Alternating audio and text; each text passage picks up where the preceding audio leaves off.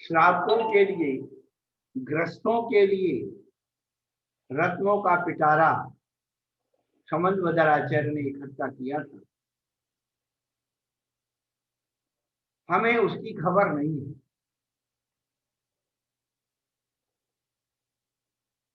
एक बार किसी महिला ने हमसे पूछा, सत्य घटना है, हमने इसका उल्लेख भी किया है, कि महाराज हमारे यहाँ बहुत सारे साधु आते हैं, हम कैसे जाने कि ये सच्चे साधु।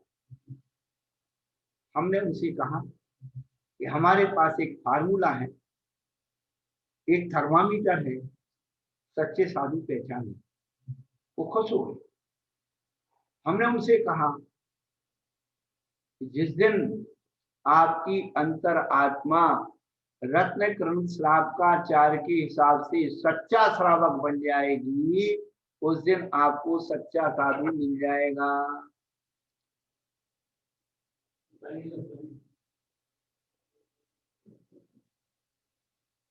आप भगवान को मत ढूंढिए, आप भक्ति को ढूंढिए। आपके अंदर भक्ति होगी, भगवान खींचा चला है। आप सांप को मत ढूंढिए, आप बीन बजाना। आप बीन बजाना सीख गए तो सांप कहीं भी होगा तो बिल से निकल करके आपके सामने आ जाए।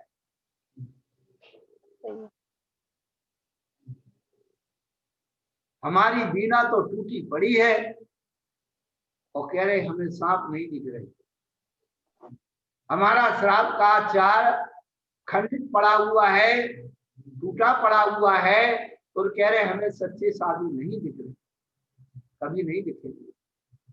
इस जन्म में का कितने ही जन्म ले लो, आपको सच्चा साधु तभी दिखेगा जब आपकी चेतना में सच्चा श्राप का आचार होगा।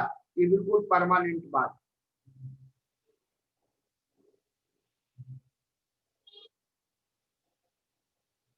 कहने का अभिप्राय ये है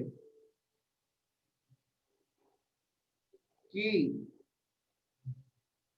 समंतभद्राचार्य ने हमें ऊर्जा दी है, हमें शक्ति दी, हमें पावर दिया है, हमें अधिकार दिए हैं, और उस धर्म के स्वरूप को समझाने की कोशिश की है कि जो संसार के दुखों से निकाल करके उत्तम सुख में पहुंचा देता। किसे सुख की जरूरत नहीं है,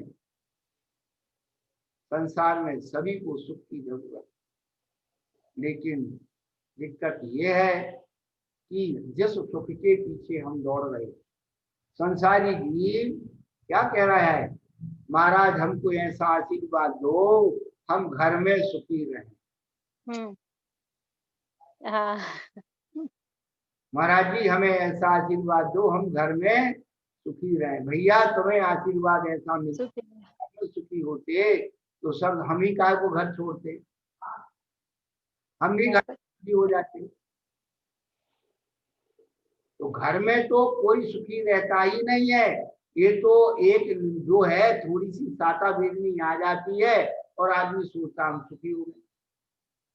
आपके घर का सुख जो है रौद्र ध्यान का सुख है, और आपके घर का दुख आर्त ध्यान का दुख, बस और कुछ नहीं। आप जो सुख दुख की कल्पना कर रहे हो वह सुख दुख आपके आर्त ध्यान का दुख है और रौद्र ध्यान का सुख। इष्ट वियोग अनिष्ट सहयोग पीड़ा चिंतन निदान बंध ये आर्त ध्यान है। जो पंचेंद्रियों के विषयों का वियोग होता है हम दुखी हो जाते। अनिष्ट सहयोग कोई पंचेंद्रियों को भोगने में हमारा बाधक बनता तो दुखी हो जाते। और इष्ट वियोग अनिष्ट सहयोग नहीं भी हुआ तो पीड़ा चिंतन, कोई दूसरा नहीं बना तो स्वयं का शरीर दुख रूप हो गया। किसी के अधिकतम बीमारियां घुटनों की हो गई और दूसरी बीमारी हो गई सर दर्द की। ये पेटेंट हो गए दो दर्द, नीचे पैर ऊपर सर, बीमार पड़ गए। ऊपर दिमाग काम नहीं कर रहा, नीचे पैर काम नहीं कर रहे। अब काम कैसे हो बोलो।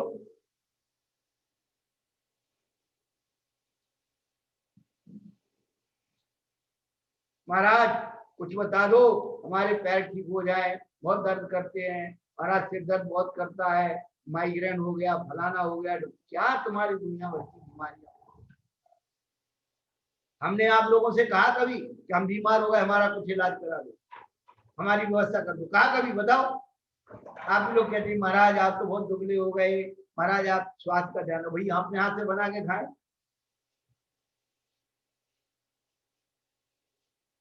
गीत तो ऐसे गाती हो जैसे कि हमारे लिए बहुत वो करती हो। महाराज स्वास्थ्य का ध्यान रखो, महाराज ये करो है। इतना लग रहा है बुरा तो आओ यार, चौका लगाओ, करो सेवा, पता लगेगी महाराज ठीक होते कि नहीं होते। बस वही मोबाइल से पूछ लिया, उसको पूछ लिया, वाह हो गया। महाराज को बहुत पूछे, महाराज हमें बहुत चाहिए। महाराज किसी को नहीं चाहते, और तुम्हारे घर।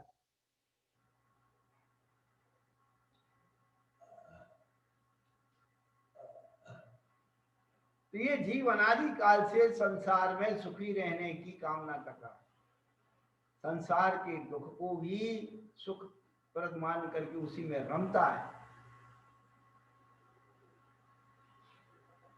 तो आचार्य भगवान ने वो संकल्प लिया है कि देशयामी समीचीनम धर्मम कर्म निवर्हणम संसार दुखतः सत्वान यो धरत में सुखी। उत्तम सुख की बात कही है, ये सबसे बड़ी बात है। क्या? सुख की बात नहीं कही, उत्तम सुख। उत्तम सुख का मतलब क्या बताइए आप, कोई बताएगा उत्तम सुख का मतलब? आकुलता रहित। वाह भाई वाह, आकुलता रहित सुख। क्या बात है। शाश्वत सुख, आकुलता रहित सुख। आत्मा में को हित है है सुख सो सुख, आकुलता बिन कहिए, आकुलता बिन महिन चिमगता लगो चाहिए। बात तो आचार्य भगवान समर्थ स्वामी कह रहे हैं, आप छठाना में पढ़ लेते हो और ये श्रावकाचार में। उत्तम सुख जो है, निर्दोष सुख कहाँ है? मोक्ष में है। आकुलता रहित जो सुख है वही वास्तव में सुख है। संसार के सुख क्या है तो आचार्य भगवान अभी बताएंगे निकांक्षित अंग में। कर्म पर वशी शांति दुखई रंत ऋतुदय पाप बीजे सुखी नाथा।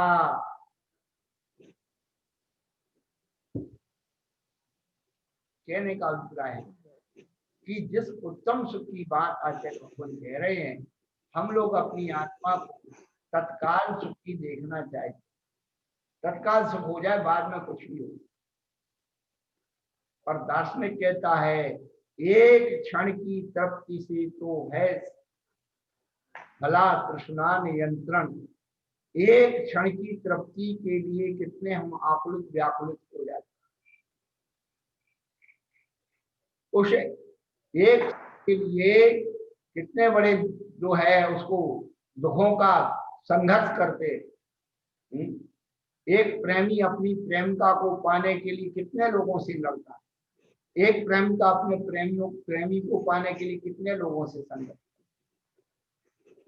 इन्हीं में संघर्ष होता है, बताइए आप है। लेकिन माता पिता जिस बच्चे को खुशी से शादी करना चाहते, बच्ची की खुशी से, फिर उन्हें संघर्ष करने की जरूरत नहीं है। संघर्ष कौन करता है? जिनके अंदर आकुलता होती है, संसार सुख भोगने की आकुलता होती है, वे ही संघर्ष। आपको संघर्ष करने की जरूरत ही नहीं। हमारे मम्मी पापा जो करेंगे हम कर लेंगे, तो संघर्ष करने की क्या जरूरत? नहीं, हम तो उसी के साथ मरेंगे, उसी के साथ जिएंगे, फलाना करेंगे, ढूंढा करेंगे। तुम जाओ, तुम माँ बाप को मार देते हैं, सबको, अपने इष्ट लोगों को मार देते हैं और ये काम करते हैं। बोलो इसका नाम सुख है? माँ बाप को दुखी करके सुख लेना चाहते हो, पति पत्नी को दुखी करके सुख लेना चाहते हो, सास ससुर को दुखी करके सुख लेना चाहते हो, ये सुख नहीं है भैया। ये तत्काल तो हो जाओगे, फिर वही परिस्थिति आएंगी। अपने शाश्वत सुख की तरफ अपना ध्यान। जीवन में यदि समय मिल जाए तो जैनेन्द्र वर्णी का शांति पथ प्रदर्शन एक छोटा सा प्रदर्शन संकलन है, उसे जरूर पढ़ें।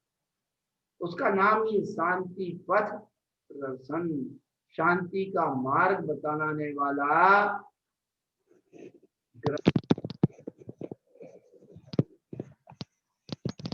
बिल्कुल ऐसा लगता है कि हमारी कहानी लिखी। जैसे महाराज, हमने बोला ना, हम कई बार बोलते हैं प्रवचन में, तो जो लोगों को लगता है महाराज ने हमारी बात कैसे समझ ली, महाराज जी कैसे बता रहे हैं कि सासू में ये होता है, बहू में ये होता है, घर में ये होता है? सबके घर की एक ही कहानी है भाई। हाँ, 19-20 हो सकती है, लेकिन वही बात की लड़ाई झगड़े संसार में फैले हुए हैं। तो वो ये करती है ना, बहू वो करती है ना, सासू ऐसा करती है।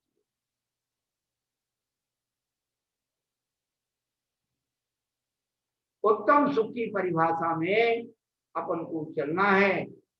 जो हमारा शाश्वत उत्तम सुख है, जब तक हम दुखों के कारणों को नष्ट नहीं करेंगे, या कर्म निवर्हनम संसार दुखता, जो जिन कर्मों के निमित्त से संसार में दुख उत्पन्न होता है, उनको दूर करके उत्तम सुख, उत्तम सुख का मतलब है क्या? निर्दोष सुख, उत्तम क्वालिटी का माल, जो ट्रेडमार्क होता है। ट्रेडमार्क लेबोरेटरी में कसा जाता है तब ट्रेडमार्क बनता है, प्रमाणित। दो ही प्रमाण, जो एक यगमार्क और एक दूसरा IS ट्रेडमार्क, ISI। तो इनसे हमारे भोग की वस्तुओं की प्रमाणिकता आती है। जो हम अपने जीवन में वस्तुओं का प्रयोग करते हैं, यदि वो लेबोरेटरी में कसी हुई है, प्रमाणित है, और आपने कोई भी ट्रेडमार्क की वस्तु को खरीदी है, तो उसका क्या गारंटी कार्ड मिलता है, और गारंटी के साथ में उसी के साथ आप क्लेम और ब्लेम कर सकते हो कंपनी पर। लेकिन लोकल क्वालिटी के सामान पर कोई गारंटी कार्ड नहीं मिलता। आप अपनी जिम्मेदारी पर लीजिए, टूटे फूटे बिगड़े वो आपका मैटर है, उसका मैटर नहीं है।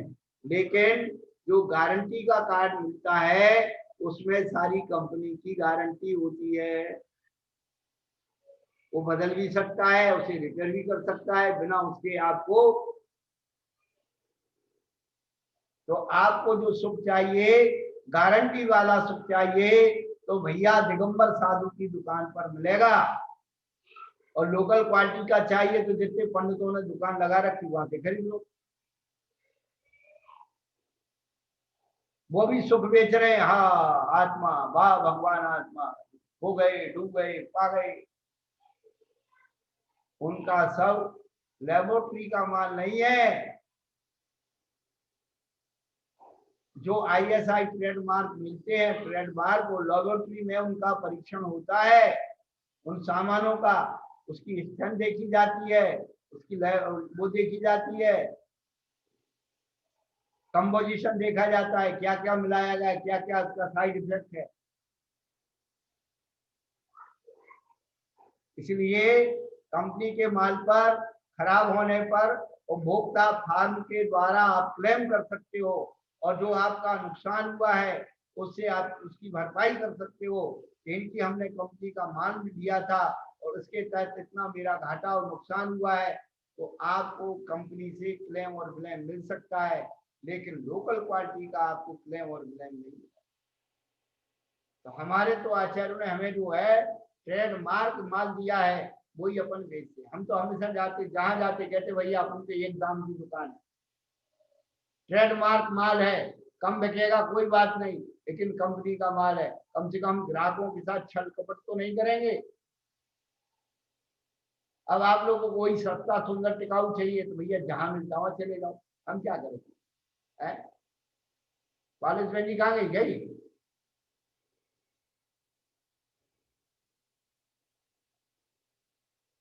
हम तो भारत बेटी को बहुत कहते हैं कि तुमको यहाँ लगता है महाराज बहुत डांटते हैं, भैया दूसरे महाराज कहीं देख लो, हमारा पीछा छोड़, हमें क्या करना।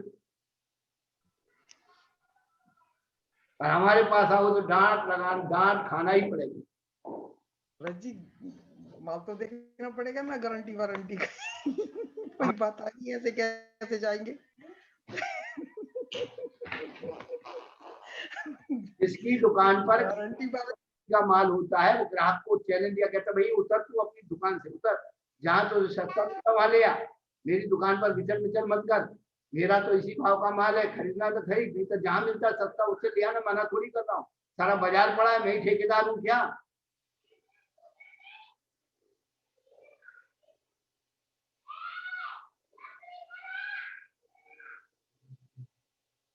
तो ये जो है हमारे समंत भद्राचार्य की दुकान है, उन्होंने गारंटी से जगह जगह जाकर के चैलेंज करके धर्म की बात को कहा।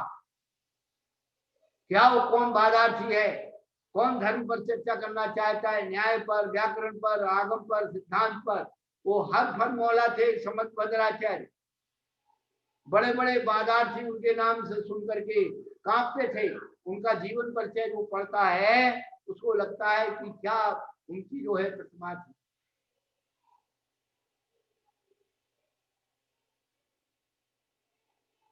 तो हमने जब उनके साहित्य को पढ़ा, उनकी ऊर्जा को पढ़ा, हमें भी वही लगा, अरे हम भी तो वही है, हम क्यों डरे और क्यों झुके। हमारे अंदर वो संबंध पैदा होना चाहिए, पूजपात पैदा होना चाहिए, जिनसन पैदा होना चाहिए, अकलंक पैदा होना चाहिए।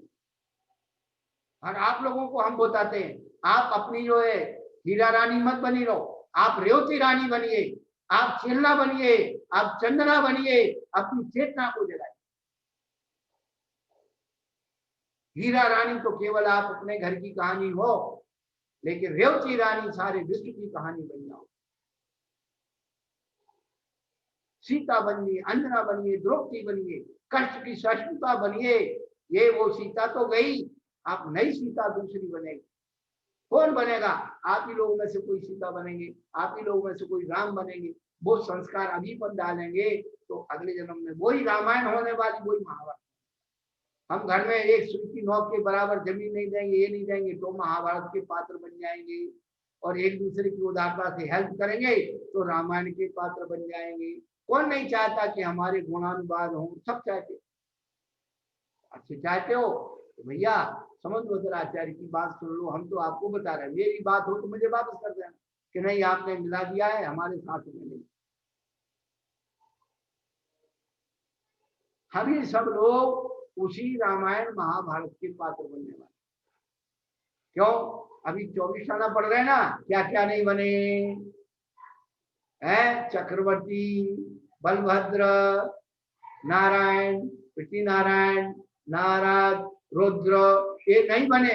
इन कौन बनेगा? इनमें से हम तो बनेंगे और कौन बनेगा? है वो तो बन गए, जो बन गए वो चले गए मोक्ष। अब अपन सबका नंबर है तो सची है इंद्र हुओ ना सती भयो, लोकपाल कबहू नहीं थयो, लोकांतिक हुआ न कदापि। तो जो नहीं हुए वो कौन बनेंगे? हम ही तुम बनेंगे। तो जिसके जीवन में संवर आएगा वही बनेगा, सवर आएगा वही बनेगा। तो छोटी छोटी बातों पे लड़ते रहोगे तो पहले नारद जरूर बनोगे, रुद्र बनोगे। अब छोटे छोटे पद मिले, इससे क्या भाई? जब अपन को अच्छी चीज मिले अपन छोटी चीज क्यों खरीदे? लेकिन जिनको उपदेश नहीं मिल पाता है, उस बात को नहीं समझ पाते हैं, तो उनका थोड़ा सा, अपन सबको तो अच्छा उपदेश मिल रहा है, समय पे मिल गया, समय पे संभल गए तो कल्याण हो गया। फिर तो अपने अच्छे पात्र का चयन करेंगे अपनी आत्मा के लिए। हम तो बस अब स्वधर्म इंद्राणी बनेंगे, सची बनेंगे। बालेश ने तो ठान रखी है कि एक बार तो हम जो है महाराज से कहेंगे कि हमको तो स्वधर्म सची इंद्राणी बनाओ, और जयपाल हमारा कहना टालेंगे नहीं, तो आप कह दोगे तो जरूर बन जाएंगे। क्यों बालेश जी, क्या चल रहा है तुम्हारे मन में? मन में ये चल रहा है बनना है, पर इस जन्म में शायद बन नहीं पाएंगे। क्यों? वो नहीं पता, लगता है ऐसा। लेकिन आप जैसे गुरु मिले हैं तो शायद बन जाए महाराज जी। देखा,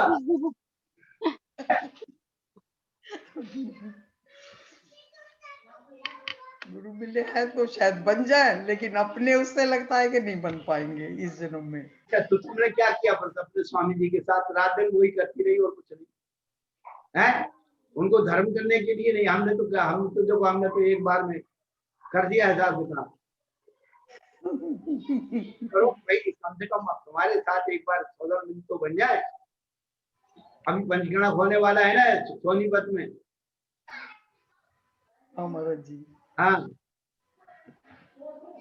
हाँ माते तो लगा दो हिसाब किताब। कहने जोड़ के क्या करोगे, मर जाएंगे अपन।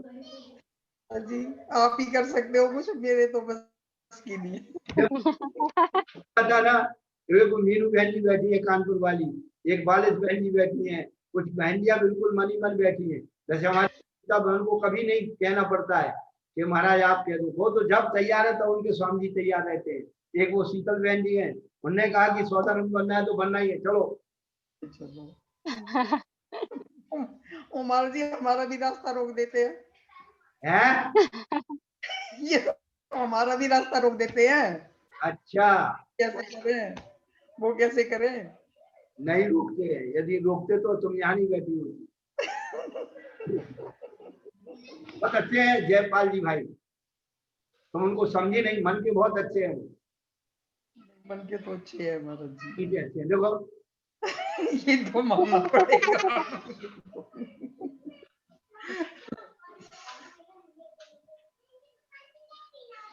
पता नहीं महाराज जी, मन नहीं लग पाता इधर इधर का। धर्म में तो 2 मिनट भी बैठेंगे तो नींद आ जाएगी। अरे उनने पैसे का महत्व समझा है, इसलिए वो हाँ, लगा रहता है दिमाग। नहीं समझा, पैसे को समझते तो ऐसा हाल नहीं होता। पैसे को तो मैं तो समझा नहीं, परिज्ञा रखा नहीं, बिल्कुल भी नहीं है। एक पैसा भी पास में नहीं है, परिज्ञा नहीं है। तो फिर एक कोई बैंक बैलेंस नहीं, कोई एक जेब में पैसा नहीं, कोई परिज्ञा नहीं। हमारा मालिक तुम्हें बना दिया बेचारे, वो क्या कर रहे हो? जी, हमें लाके देते तो होता ना, हमारे को लाके नहीं देंगे, हमारे पास कहाँ से आएगा? तो फिर तो तुम्हें कैसे मालूम उनके पास नहीं है? तो देखो ऐसी है तो व्यवहारिक बातें हैं, लेकिन जो हमारा धर्म पढ़ रहे हैं श्रावकाचार, कि श्रावक के आचार में क्या क्या विशुद्धि होना चाहिए, तो इसका उद्देश्य क्या है कि हम सब संसारी प्राणी सब दुखी हैं, तो उस दुख से निकाल करके और उत्तम सुख में पहुंचाने का संकल्प लिया है। ये इस ग्रंथ का मूल उद्देश्य है। पूरे ग्रंथ का मूल उद्देश्य क्या है कि संसारी प्राणियों को दुख से निकाल उत्तम सुख में पहुंचा दें। तो कैसे धर्म को कहेंगे, तो उस धर्म का स्वरूप बता रहे हैं कि कौन सा धर्म है जो हमें उत्तम सुख में पहुंचा। नमस्ते महाराज जी। हाँ भाई तुम्हें ये जो रत्नकरंड श्रावकाचार लगाया है, हाँ। ये वो सोलापुर का जीवराज जैन ग्रंथमाला का ही है ना? नहीं, हमारे पास तो जो है गाथाएं तो वो सबकी एक सी हैं, हाँ लेकिन हमारे पास पन्नालाल जी साहित्याचार्य सागर वालों का हिंदी अनुवाद था। हाँ ठीक, हमारे पास सोलापुर का है। नहीं कोई बात नहीं, अपन को तो हाँ। देखना है, श्लोक देखना है, उसके भाव समझना है कि इस श्लोक में क्या कहा जाए। और मराठी है। हाँ मराठी बनते। हाँ। और अभी एक माता जी की पीडीएफ अपनी भेजी है हिंदी वाली, वो हाँ। आपके उसमें आ गई होगी। हाँ ठीक, उससे प्रिंट आउट निकाल करके रख लो, और उसमें तो विस्तार तो कहीं भी आपको कुछ भी मिल जाएगा, लेकिन उसका जो गाथा का श्लोक का जो मूल भाव है उसको हम पकड़ ले तो फिर उसको तो विस्तार हम कितना भी कर सकते हैं। हाँ। अब मूल ग्रंथ को, मूल गाथा को, मूल सूत्र को समझा नहीं, विस्तार पढ़ लिया तो ज्यादा स्वाद नहीं है। भाव पकड़ में आने चाहिए। भाव पकड़ में आना चाहिए, वो फीलिंग पैदा होना। हाँ नमस्ते। आज हमने संबर के बारे में बताया। हाँ गुणस्थान में इतनी प्रतियों का संबर होता है, इतने अभी तुम्हारे गुणस्थान का ही पता नहीं तो संबर तो तुम्हारे परिणामों में घटित होता है कि किसी हाँ बात पर सब्र रखना, वो संबर। हाँ हाँ तो पहले अपनी लौकिक बातों में जो हानि लाभ आदि होते हैं उनमें सब्र करना, वो संबर है। वही गुणस्थान बनाएंगे। अब गुणस्थानों का संबर याद कर लिया और परिणामों का संबर एक तरफ पड़ा हुआ है, हाँ तो वो कल्याण थोड़ी होने वाला। बराबर है ना। हमने एक ही प्रश्न अभी आप बाद में किया तुमसे कि जब आप कोई चीज रख करके भूल गए और वो सड़ गई, खराब हो गई, जीव लग गए, अब किससे लड़ोगे? हैं? और बहू ने यदि नुकसान कर दिया तो दाल भात लेकर के चल गए। तो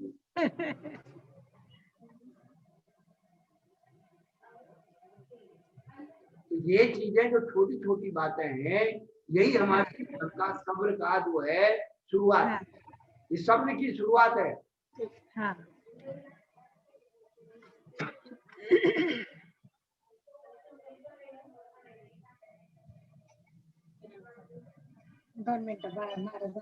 नमोस्तु महाराज जी। नमोस्तु महाराज जी। कल आपने वीतरागता की परिभाषा दी थी, तो मेरे को जानकारी लेनी है कि अनंत भगवान की वीतरागता और साधु परमेष्ठी की वीतरागता में क्या अंतर है? अच्छा, अनंत भगवान वैभव के बीच में रहते हुए वीतराग,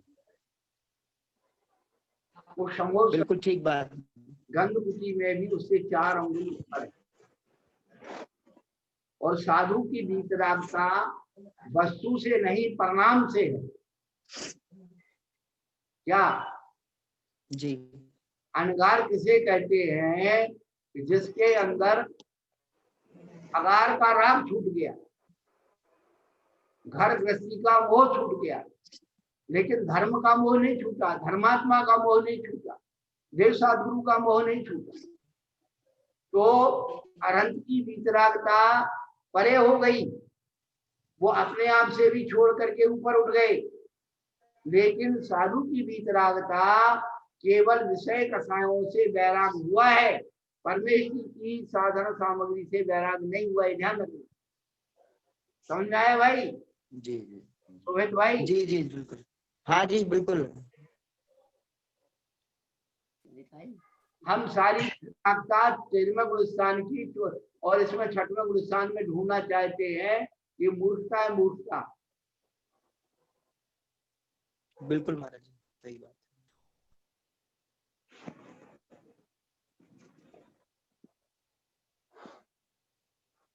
पर आपने प्रश्न बहुत बढ़िया किया।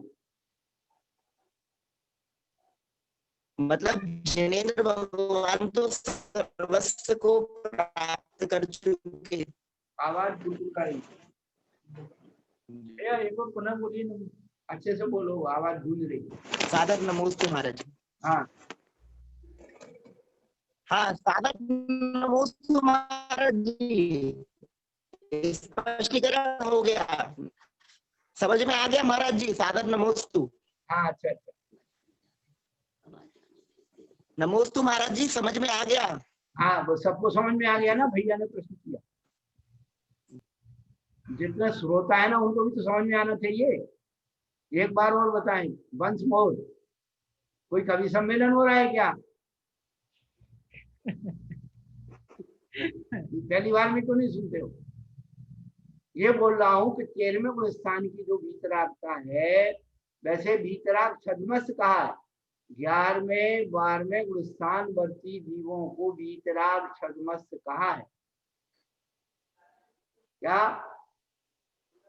और नीचे के जो हैं, ये जो है वीतरागता किसमें है? परिणामों के कारण वीतराग है, बाह्य वस्तु के कारण वीतराग नहीं है। केवल इतनी सी बात, उन्होंने पंचेंद्रिय के विषयों का राग त्याग किया है, परमेष्ठी की साधना का राग त्याग नहीं किया, परमेष्ठी के साधनों का राग त्याग नहीं किया।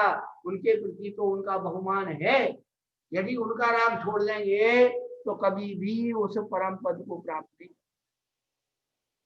अशुभ का राग छोड़ करके शुभ के राग में आए। अस्वादो विनिवृत्ति सुहे पवित्ति अजान चारितम वद समिति बुद्धि रूपम व्यवहार में आदि जन्म। अशुभ का राग छुड़ा करके शुभ के राग में लगाया है तो साधु की वीतरागता विषय कथाओं के कारण है और अनंत भगवान की वीतरागता पुण्य को छोड़ने के कारण। साधु की वीतरागता आपको छोड़ने के कारण है और अनंत भगवान की वीतरागता पुण्य को छोड़ने के कारण है। इतना समझ और नहीं समझ में आए तो अगले जन्म में समझ लेना, हमें कोई दिक्कत नहीं। कोई दूसरी दुकान पे मान मिले वहां से ले लेना, लेकिन जब भी समझना होगा इतनी सी बात समझनी।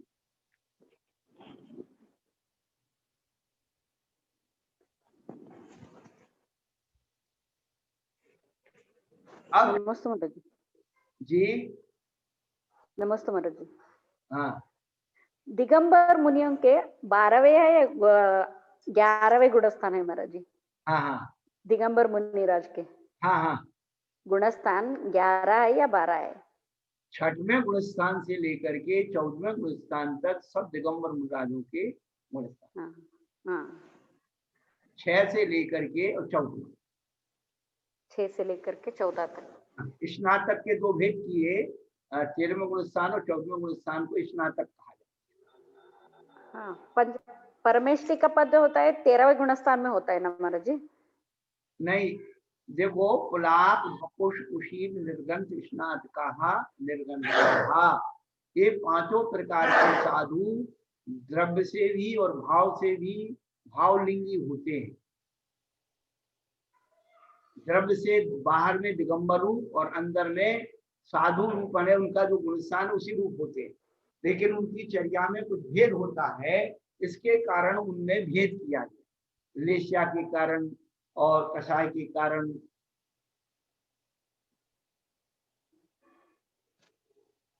तो ये 5 प्रकार के साधु भावलिंगी होते। तो जो 13वें 14वें गुणस्थान के वो निर्गंत अवस्था बताई है उसको स्नातक कहा, स्नातक कहा, स्नातक कहा। वो भी दिगंबर साधु स्नातक कहलाते हैं। जैसे का जो है विद्यार्थी लास्ट में क्या कहलाता है? स्नातक। पूरी पढ़ाई हो गई स्नातक। तो हमारे यहाँ भी स्नातक होता है। अभी तो हम भैया केजी के विद्यार्थी हैं, पर विद्यार्थी हम जहाँ से केजी शुरू होती है वहां से विद्यार्थी संज्ञा शुरू हो जाती है।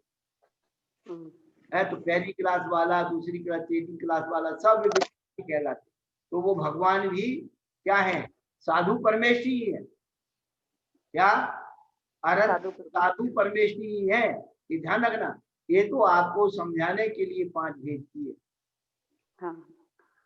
कर्म की निर्जरा गुलाब खुशखुशी निर्गंत स्नात का निर्गंथा है, उनकी डिग्री बढ़ती चली जाती है और उनकी क्लास का नंबर बढ़ता चला जाता है, और कुछ नहीं है। पर वो सब साधु ही हैं, साधु के ही भेद है। ये तो समझने के लिए कि ये जो है अनंत है, ये सिद्ध है, ये आचार्य उपाध्याय।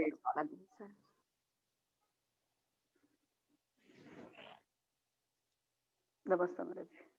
समझ आए बहन जी? हाँ नमस्ते महाराज जी।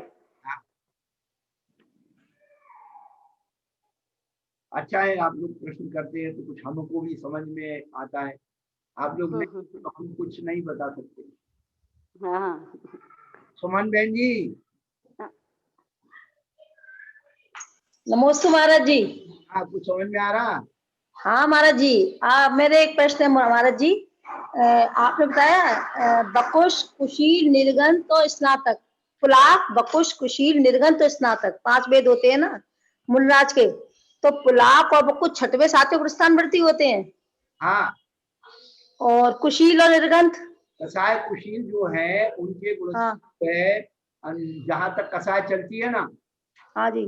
10वें गुणस्थान तक। 10वें गुणस्थान तक वो कसाय कुशील होते हैं। 11वें तक। 11वें मतलब उसके भी 2 वेद होते हैं, कसाय कुशील और प्रतिसेवना कुशील 2 होते हैं ना वेद उसके। हाँ। हाँ तो ये कसाय कुशील तो 10वें गुरु स्थान तक हो गए, हाँ और प्रतिसेवना। वो अब सब उसमें तत्वार सूत्र में दिया है, आपको बता देंगे हैं? अच्छा कि उनके जी महाराज जी। फिर और उनके सबसे थोड़ा इतना तो याद नहीं रहता है, बता देंगे। हाँ। और निर्गंत किस में आएंगे महाराज जी? निर्गंथ जो है ये जो है 11वें गुरु स्थान से निर्गंथ हो जाती है। अच्छा 11वें से निर्गंत, स्नातक तो वो 13वें 14वें में हो ही गया। तो 11वें और 12वें गुरु स्थान वाले निर्गंथ यानी कसाई की और परिग्रह खत्म हो गया, जी जी परिग्रह था, ग्रंथ थी, तो 11वें जी। में निर्गंथ हो गए, उनको ही क्या कहते हैं, वीतराग छद्मस्त कहा। अच्छा हाँ, वो 12वें गुरु स्थान तक छद्मस्त रहते हैं ना। 11वें और स्थान वाले को वीतराग छद्मस्त। हाँ वीतराग छद्मस्त।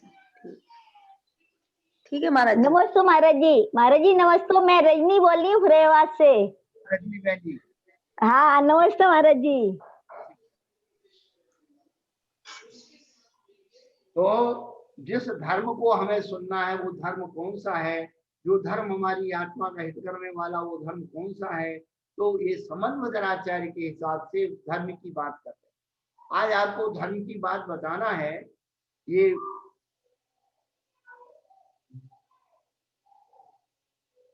अनियोग विवक्षा से बताई देती पहले। कार्तिकेय प्रेक्षाकार में, कार्तिकेय प्रेक्षा में एक गाथा के द्वारा उस बात को बताया। बच्चु सहावधम्मो खमादि भावो ये दैवियो धम्मो रैनत्यंख्य धम्मो जीवादि रक्षणो धम्मो। कार्तिकेय प्रेक्षाकार में ये गाथा अपनी कार्तिकेय प्रेक्षा करते, और बचपन से हम इस बात को सुनते आए हैं। हर वस्तु स्वभाव धर्मो, वस्तु का स्वभाव धर्म है, वस्तु का स्वभाव धर्म है। ये आया कहां से गाथा? दंसन मूलो धर्मो, चारतम खलु धर्मो, वस्तु स्वभाव धर्मो, इतनी सारी परिभाषाएं, आखिर कौन सा धर्म धर्म है ये समझ में नहीं आता। कोई ये बताता, कोई वो बताता, कोई वो बताता। धर्म की दुकानें खुल गई क्या? तुम मेरे पास आओ, मैं तुमको धर्मात्मा बना दूंगा, मैं तुम्हें सुखी बना दूंगा, तुम मेरे पास आओ, मैं तुम्हें ये बना दूंगा।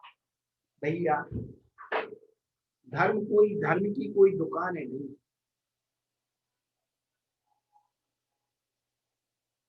धर्म तो हमारे आत्मा के परिणामों को उज्जवल बनाने वाला साधन है।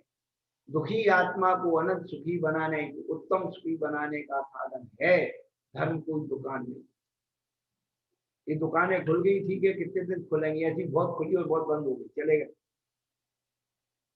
लेकिन उन्होंने कार्तिकेय आचार्य, स्वामी कार्तिकेय, उन्होंने इतनी बढ़िया बात कही। वस्तु स्वभाव धर्म, वस्तु का स्वभाव धर्म है, ये परिभाषा द्रव्यानियों की अपेक्षा है। ये धर्म की परिभाषा द्रव्यानियों की अपेक्षा है। वस्तु स्वभाव धर्म खमादि भाव द्रव्यो धर्मो, क्षमादिक 10 भाव धर्म है, ये परिभाषा करनानियों की अपेक्षा है।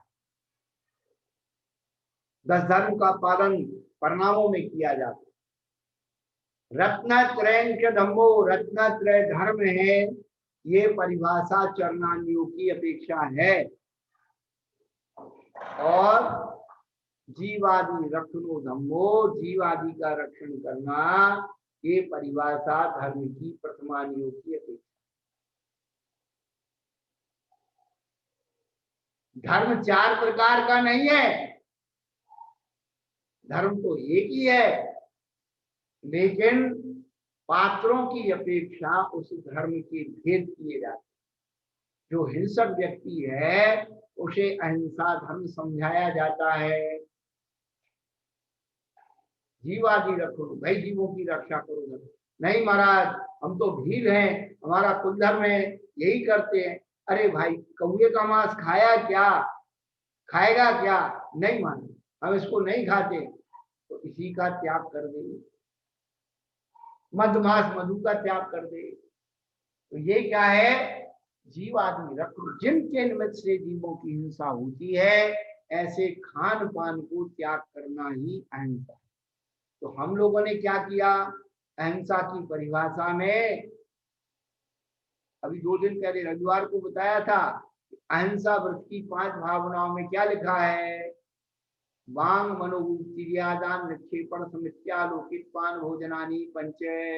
यदि आप और हम सच्चे अहिंसा की अनुभूति करना चाहते हैं, अशुभ ना बोलें, अशुभ ना सोचें, 4 हाथ जमीन देख के चलें, हर वस्तु को अच्छी तरह से देखभाल करके रखें उठाएं, और आलोकित पान भोजन, भोजन की शुद्धि दी है उनने। तो हम लोग को भोजन की शुद्धि तो भूल गए, पूजन की शुद्धि कर दी। क्या शुद्धामनाएं वाले बन गए। आचार्य श्री विद्यासागर जी महाराज कहते हैं कि जिसका आचरण शुद्ध है उसकी आमनाएं शुद्ध है। तो हमने आचरण को तो शुद्ध किया नहीं और आमनाएं को शुद्ध कर लिया है। पूजन की थाली में तो पाप दिख रहा है, तुझे भोजन की थाली में पाप कब दिखेगा। तू भोजन की थाली का पाप अलग कर, दीप जलाने में पाप, धूप जलाने में पाप, ये चढ़ाने में पाप, वो चढ़ाने में पाप, वो समझ में आ गया। पूजन की थाली का पाप तो समझ में आ गया तो छोड़ दिया, कि भोजन की थाली का पाप कब समझ में आएगा भाई। बड़े बड़े आचार्य कहते रात्रि भोजन करने में पाप है, बिना छाना पानी पीने में पाप है, अभक्ष भक्षण करने में पाप, वो कब छोड़े। वो तो छोड़ा नहीं, पूजन की थाली का पाप दिख गया तो उससे अपना 2 भाग फायदे हो गए। एक तो लाना नहीं पड़ेंगे और पैसा बचेंगे, मेहनत नहीं करना पड़ेगी। चावल में सब पूजा हो रही, काहे के लिए करना चाहिए।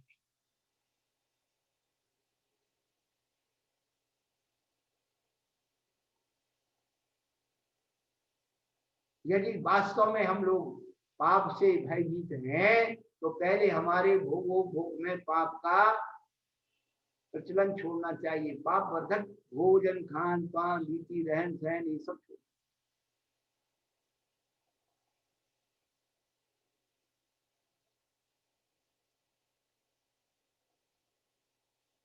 तो वस्तु स्वभाव धर्मो, वास्तव में वस्तु का स्वरूप स्वभाव ही धर्म है। ये निश्चय नहीं की परिभाषा है, विज्ञानों की परिभाषा है। और उत्तम क्षमादि धर्म है। एक करना कसाएं कहाँ होती है, परिणामों में। परिणामों में उत्तम क्षमादि भावों को धारण कर लेने से धर्म होता है। तो चरणानियों का धर्म है रत्नत्रय धर्म। उसी बात को यहाँ पर समन्वय आचार्य कह रहे हैं। सदृष्टि ज्ञान वृत्तानि धर्मम धर्मेश्वराविदुः यदि अप्रत्यनीकानि भवन्ति भवपद्धति। सम्यक दर्शन, सम्यक ज्ञान और सम्यक चार्थ को ही धर्म कहा है। किन्ने? धर्मेश्वराः, धर्म के ईश्वर तीर्थंकर अरहत भगवान ने सम्यक दर्शन, सम्यक ज्ञान, सम्यक चार्थ को ही धर्माविदु कहा है। यदि अप्रत्यनीकानि, इससे जो विपरीत है, मिथ्या दर्शन, मिथ्या ज्ञान और मिथ्याचार, ये भव पद्धति संसार की कारण। मिथ्या दर्शन क्या है? सही को गलत मानना मिथ्या दर्शन है। जब मिथ्या दर्शन हो गया तो मिथ्या ज्ञान भी हो गया, मिथ्याचार भी हो गया।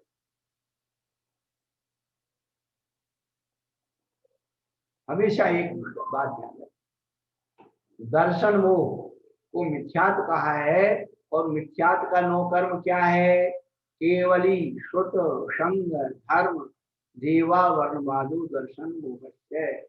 मिथ्यात का नो कर्म जो है अरहंत भगवान का अवर्णवाद करना, आगम का श्रुत का अवर्णवाद करना, और चतुर्विध संघ का अवर्णवाद करना, और धर्म का अवर्णवाद करना, और चतुर्निकाय के देवों की शक्ति का अवर्णवाद करना। जो नहीं है वो कहना, जो दोष से रहित हो गए हैं उनमें दोषों का आरोपण करना ही अवर्णवाद कहलाता है।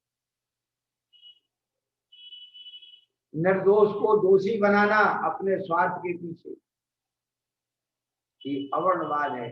आज तक इस जीव ने उत्कृष्ट, जिसे कहते हैं 70 कोड़ा कोड़ी दर्शन मोहिनी का आश्रय किया है, इन केवली शुभ केवली के अवर्णवाद से ही किया है। साधु की अवर्णवाद से, साधु की अवज्ञा करने से ही उत्कृष्ट कर्म का बंध होता है। एक बात आज लिख लीजिए आपके डायरी में कि पाप कर्म का सबसे उत्कृष्ट बंध किसके निमित्त से होता है? साधु के निमित्त से होता है। और पाप कर्म के उत्कृष्ट कर्म का क्षय भी किससे होता है? साधु के निमित्त से होता है। पुण्य कर्म की सबसे उत्कृष्ट प्रकृति, तीर्थंकर प्रकृति, वो भी किसके निमित्त से बनती है? साधु के निमित्त से बनती है। पाप की और पुण्य की चरम सीमाएं साधु के निमित्त से ही होती है। समझ में आ रहा है बहन जी?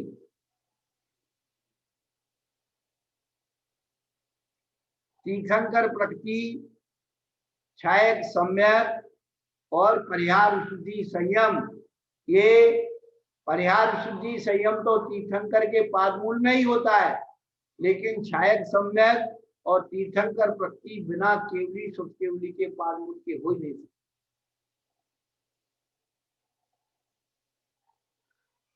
तीर्थंकर प्रकृति और क्षय सम्यक तो इसके लिए केवली शुभ केवली का ही पादमूल चाहिए, और परिहार शुद्धि संयम के लिए तीर्थंकर का ही पादमूल चाहिए। सामान्य केवली के पादमूल में परिहार शुद्धि संयम नहीं होता। अब बताइए आप, हम लोग क्या करें? राजा शरणिक ने यशोधर मुनिराज के गले में सर्प डाला तो 33 सागर की नरकायु का बंध किया और उन्हीं महाराज के चरणों में आके पश्चाताप किया, तो उसी आदमी को उन्होंने कम करके 84,000 वर्ष की आयु में कन्वर्ट किया। पानी से ही कीचड़ बनता है और कीचड़ पानी से ही धुलता है। साधु परमेश्वरी तो पानी है, पानी। हाँ,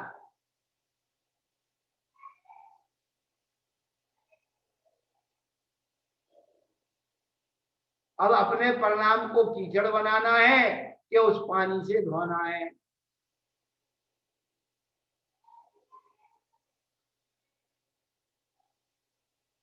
तो देशयामी समीचीनम धर्मम कर्म निवर्तनम, ये बता दिया तो का सदृष्टि ज्ञान वृत्तानि धर्मम धर्मेश्वराम। इसके विपरीत सम्यक दर्शन से विपरीत मिथ्या दर्शन, तो तत्वों के प्रति रुचि नहीं होना ही ये मिथ्या दर्शन है। मिथ्या दृष्टि की पहचान कर्म कांड के अनुसार, जीव कांड के अनुसार क्या बताई है? मोहर, मीठा दूध भी कड़वा लगता है, अच्छी बात खराब लगे तो समझना मिथ्या तो है, और गलत बात अच्छी लगे तो समझना मूर्ता है। मिथ्यात और मूर्ता दोनों अलग अलग हैं।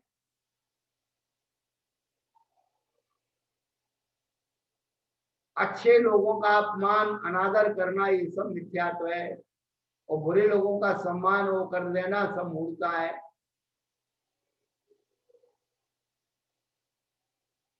ये प्रसंग आने पर अपन सभी चीजें खोलेंगे, पर आपको ये बात बता देना चाहते हैं कि रत्न करंड, रत्न तीनों है, सम्यक दर्शन, सम्यक ज्ञान, सम्यक चारित्र। श्रावक के पास भी होते हैं एक देश से, साधु के पास सब देश से होते हैं। इसलिए उसकी साधना, तो रत्न त्रय को हमें प्राप्त करना है, उसकी सामग्री क्या है, उसका 9 कर्म क्या है? रत्न त्रय का 9 कर्म सच्चे देव सात गुरु हैं, ये अभी आगे बताने वाले। समय रहने पर फिर चर्चा करेंगे। श्रद्धा हो जावे पर विनय प्रौर में धर लो। बिना पढ़ाए पढ़ जाओगे, शब्द के अर्थ स्वयं कर लो। सबको नहीं जरूर, नहीं कोई भी शर्त स्वयं अहो बतला देते हैं अपने गहरे अर्थों को। शब्द है, शब्द ब्रह्म है, शब्द अर्थ का है भंडार। शब्द ज्ञान से ध्यान है बढ़ता, शब्द भाव से हो भव पार। शब्द शब्द में अंतर भी हो, अर्थ भाव का एक ही द्वार। शब्द अमित के होने पर ही सीमित लगता है संसार। परम पूज्य गुरुवर प्रज्ञा श्रवण बाल योगी मुनि स्वामी सागर जी महाराज की जय। देव।